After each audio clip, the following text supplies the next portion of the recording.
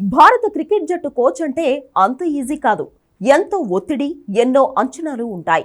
ఎప్పటికప్పుడు యువ సీనియర్ ఆటగాళ్లను సమన్వయం చేసుకుంటూ అంచనాలను అందుకుంటూ ఉండాల్సిందే.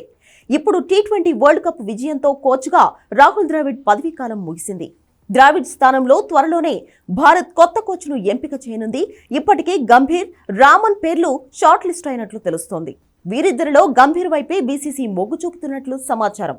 ఎవరు కోచ్గా వచ్చినా ఎదుర్కోవాల్సిన సవాళ్లు చాలానే ఉన్నాయి. వరల్డ్ కప్ గెలుపుతో 17 ఏళ్ల నిరీక్షణకు తెరపడగా ఇప్పుడు తర్వాతి లక్ష్యాలను బీసీసీఐ నిర్దేశించింది. వచ్చే ఏడాది జరిగే champions trophy, world test championship గెలవడమే టార్గెట్. కొత్తగా కోచ్ బాధ్యతలు స్వీకరించే వ్యక్తికి మరో పెద్ద సవాల్ సీనియర్లకు కొనసాగింపుగా యువ ఆటగాళ్లను సిద్ధం చేయడం. ముఖ్యంగా టీ20 ఫార్మాట్ కు రిటైర్మెంట్ ప్రకటించిన కోహ్లీ, రోహిత్, జడేజా స్థానాలను భర్తీలను చేసే ఆటగాళ్లను గుర్తించాలి. పలువురు యువ క్రికెటర్లు ఈ స్థానాల కోసం పోటీ పడుతున్నా వారిని నిలకడగా ఆడేలా చూడడం, ఎప్పటికప్పుడు అవకాశాలు ఇస్తూ ప్రోత్సహించడం సవాల్గానే చెప్పాలి. ఇక 2026 టీ20 వరల్డ్ కప్ కు కొత్త కెప్టెన్తో పాటు పూర్తి యువ జట్టును రెడీ చేయడం మరో సవాల్.